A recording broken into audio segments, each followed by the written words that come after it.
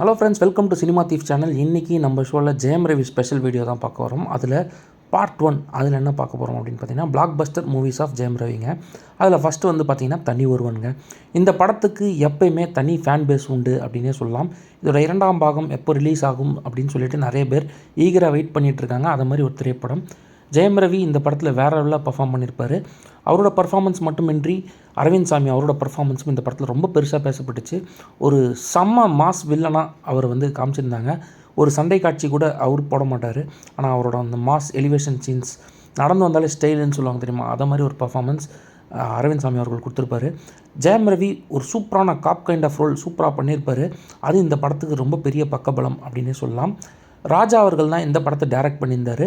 இது வந்து அவரோட ஃபஸ்ட்டு தமிழ் ஸ்ட்ரைட் ஃபிலிம் அப்படின்னு கூட சொல்லலாம். நிறைய டப்பிங் படங்கள் பண்ணிகிட்டு இருந்தார். அந்த வரிசையில் இந்த படம் வந்து ஒரு ஃபஸ்ட்டு டைரக்ட் தமிழ் படம் என்னால் பண்ண முடியும் ப்ரூவ் பண்ண ஒரு திரைப்படம் அப்படின்னு கூட சொல்லலாம். இந்த படத்துக்கு இப்பா பாதி அவர் தான் இசையமைச்சிருந்தார். நயன்தாரா ஃபீமேல் லீடாக பண்ணியிருந்தாங்க. இந்த படத்தில் எல்லா கேரக்டரும் ரொம்ப அற்புதமாக இருக்குங்க. இந்த படம் ஒரு மெகா பிளாக் பஸ்டர் அப்படின்னு தான் சொல்லணும். அடுத்து நம்ம லிஸ்ட்டில் பார்க்க போகிறது சந்தோஷ் சுப்ரமணியம்ங்க. சந்தோஷ் சுப்ரமணியம் படம் வந்து ஃபேமிலி ஆடியன்ஸை ரொம்ப கவர் பண்ணிச்சு அப்படின்னு சொல்லலாம். என்ன ரீசன் பார்த்தீங்கன்னா, எடுத்து இந்த கான்செப்ட் அப்படி ஜெயம் ரவி ஜெனிலியா இவங்களோட காம்பினேஷன் ரொம்ப பெருசாக ஒர்க் அவுட் ஆச்சு இந்த படத்தில். இந்த படத்தில் தேவிஸ்ரீ பிரசாத் அவர்களோட பாடல்கள் எல்லாமே செம்ம ஹிட்டுங்க. பாடல் மட்டுமின்றி படமும் பிளாக் பஸ்டர் ஆச்சு.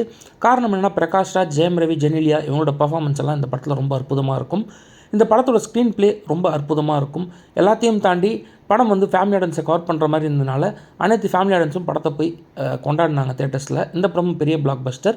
அதுக்கடுத்து வந்து பார்த்திங்கன்னா, நம்ம லிஸ்ட்டில் இருக்கிறது கோமாளிங்க. கோமாளி படம் பிரதீப் ரங்கநாதன் அவர்கள் இயக்கிய முதல் திரைப்படம் அப்படின்னு தான் சொல்லணும்.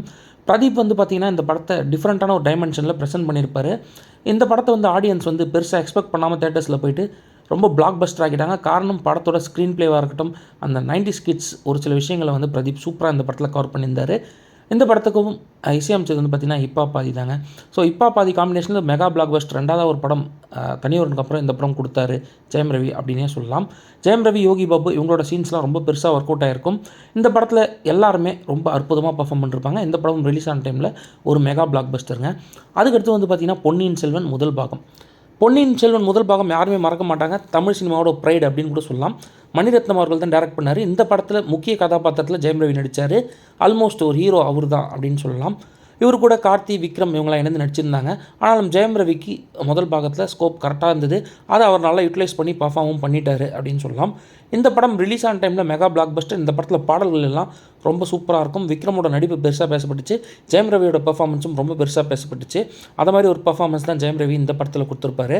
ஏஆர் ரகுமான் பின்னணி இசையும் பாடல்களும் படத்திற்கு கூடுதல் பலம்.